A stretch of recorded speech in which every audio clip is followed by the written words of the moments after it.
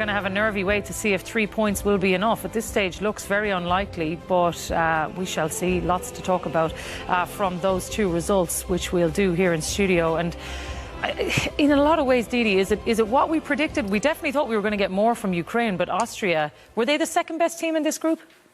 Yeah, I think without a shadow of a doubt on tonight's evidence, you've got to say they've been in a different league. It was a heavyweight against a bantam. It was a mismatch over 90 minutes. And we'll raise that in commentary. You know, the last 50 minutes, when you do play or when you watch games, the feeling is always, or you always say, you get one more chance. Yeah. You get one more chance. If you play long balls, whatever happens, a ball doesn't get cleared or it drops and it falls for somebody, you always get one more chance. They didn't. And they never looked like scoring for the whole of the 90 minutes. Austria could have had more, should have had more. And I think they'll give Italy a game. You know, as I said before, these guys all play for top half clubs in the Bundesliga. I think the way they played today with Alaba on the left, obviously against Yarmolenko, I think worked really well. Whether he's going to do it again in the next game remains to be seen. But these are good players. It's a very hard-working team, and you don't get chances easily against them.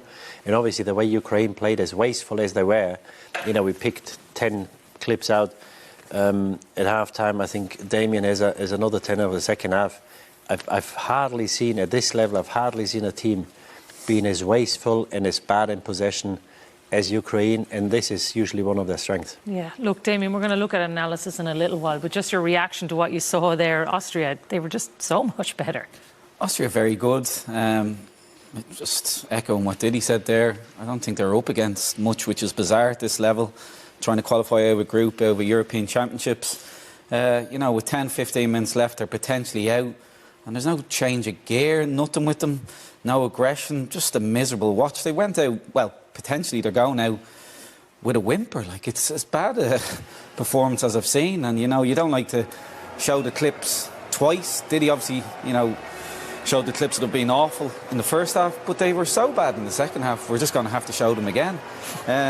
Shevchenko gets an awful lot of stick in the Ukraine for being Russian-speak, and obviously the parts where he lives in the Ukraine, they like to beat him with that stick, the fans do. And I tell you, that was so bad that if he went to, you know, a language school and did a crash course in Ukrainian for the rest of the summer, I still don't know how that would save him, because that's as bad as I've seen. And if any viewers saw them against North Macedonia for 45 minutes, as bad as I've seen.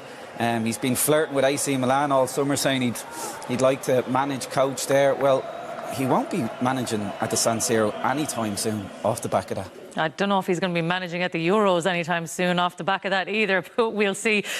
Welcome back, where Austria have booked their place in the knockout stages. It's the first time, Didi, since 1964 they've been past the group stages. You can see by their reaction after the match, they were thrilled with this result, and they really earned it.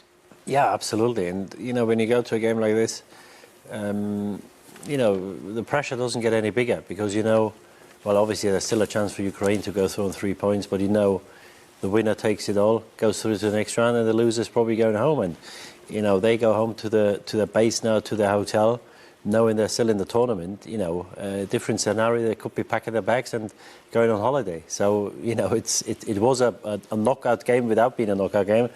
But I think it will stand them in good stead. And, you know, the expectations are high, because this is probably the best crop of players ahead for a long time. And as you said, in the last tournament, they were very disappointing. I had them down as dark horses. They were majorly disappointing. Damien is smiling and laughing, because I think I told everybody how good they are. And after about 10 days, they were on the plane back home. So, and expectations are pretty high, even though they haven't achieved much in the last 20 or 30 years. And but as I said, there's so many players. They play for good clubs. They play good roles in their clubs. They're regulars in their respective clubs, and that just sometimes you want to push them on, because I think sometimes they don't know how good they are or how good they can be. Obviously, the doubt about Arnautovic, he lasted for 80 odd minutes. Still a huge question mark for me about his fitness levels. But as I said, against Italy, you know, these guys play in Germany. It's a very disciplined side, you know, and I think it's very hard to break these guys down. And Baumgartner, obviously, he would be very helpful if he could play in the next game, because he was brilliant in the first half hour when he had to come off with that head injury. But no, I think it'll be a very good game against Italy in the Wembley as well. I have to say though, Jackie, Diddy's got so excited by Austria all day today. He's either half Austrian or he's at holiday home there, and I don't know which is which. He's all over them. You're non-committal, Didi. He's not giving much away. He's not giving much away. It must be. It's only in an hour, and my kids got Austrian passports. There you go. There you go. There was something behind it. Yeah, obviously, I'm from Munich, Bavaria. It's very close to the border. A lot of people go there on holiday. You may have been skiing. It is a beautiful country, and they produce not only good skiers, they also produce some very good footballers, and I think we saw a lot of them on show tonight. I haven't been yet, Didi, but I'll take that as an invitation. Thanks a million. Anytime. All right, let's get into the game as we look back on some of this analysis. Damien, in the first half, you were raging with this Ukrainian team about how sloppy they were. They continued in the second half as well. It was probably Diddy more the first half raging with them, and I've just carried on the second half. You wouldn't catch lads with hangovers in the Phoenix Park on a Sunday morning missing these type of passes. Is it funny? I don't know. It's funny at the start, and then it starts to make you a bit angry at this level. A lot of the time behind it, it's even Zinchenko, Champions League finalist, Premier League, multiple winner now. I said before the game in the match lineups he can do more, and absolutely does, or doesn't, sorry. Plays with an absolute cigar out. If he played like this, trust me, he wouldn't even be in a squad of 24 at Manchester City. So bad, Jackie. And this is him here, starting to show aggression, bravery. That's not brave. You get on the ball, make clean, crisp passes.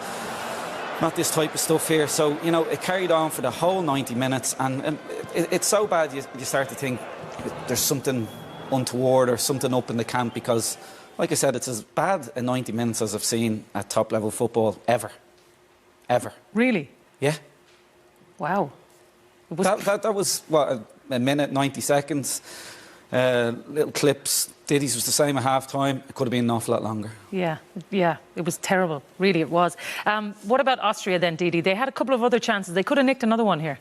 Yeah, they did, but they were so much in control. They committed players forward. They didn't show that urgency because they scored a goal they didn't need to. This is Schlager, and an excellent game. The last in commentary said it. And this is Arnautovic, he just swings a leg. I think Liner's coming from an offside position here. They can't get on the end of this, but they were so comfortable, and obviously, as long as it's 1-0, because the draw would have obviously helped Ukrainian to second spot. You want that second goal, but even at 1-0, you never felt there's a real danger they're going to concede, and the way they passed the ball, they were calm. I know they were up against a really bad team tonight, but the calmness, the composure they showed when they played out from the back, it was just brilliant. Even though you play against a team that's not really playing well or playing badly, you still have to do a job, and they couldn't have done it any better anymore tonight. I think it was impressive, even though you've got to say it was against very limited opposition. For all of their dominance, Damien, they had those chances. If Ukraine had taken one of these chances that you're going to show us, suddenly this is a very different prospect. Yeah, they obviously would have went above Austria, which is strange. This is obviously off a set piece here, and it's actually would have been an OG, so it's not even a Ukrainian head that gets on it, as you can see here. Good save from the keeper, but listen, they huffed, they puffed, and as the game wore on, you think, okay, change of gear, just let's throw everything at it, but it just never came. Yaremchuk, he's a handful. He tried to bully the Austrian backline all day, comes close there, but listen, that was it, nothing else. And like Didi said, Austria were very, very comfortable. We had just the one goal. It came in the first half, Didi. We're going to take another look back on this. And look, Baumgartner did have to go off after this, but he definitely played his part. Well, I think this is as good a finish as you see in this championship, because it's a skill in itself to time that challenge to stick his leg out. He knows exactly what he's doing. He's the only way, because he's slightly behind the Ukrainian defender, the only way I get on this ball is if I go with my studs. And he sticks his leg, it makes great contact. It's a very hard thing to do, It's a very skillful finish, and I thought it was excellent, and bearing in mind that he may have had a bit of a dizziness or maybe even concussion, doing this while he had that clash of heads about 10-15 minutes before is just exceptional. He's a very good player, great finisher. He plays for Hoffenheim. I think quite a few clubs are after him. He's only in his early 20s, great prospect, and fingers crossed his header's okay and he can take part in the next game, because I think Austria is a better or a much better side with him in Yeah, it. they're going to want him, Damien, aren't they? He was having a great game. Absolutely, yeah. Jackie, just intrigued to see whether he's going to be fit now. We're talking about HIAs and concussion at half-time, so watch this space where he is available for the next game. Yeah, well, fingers crossed. Their next game coming up against Italy at Wembley on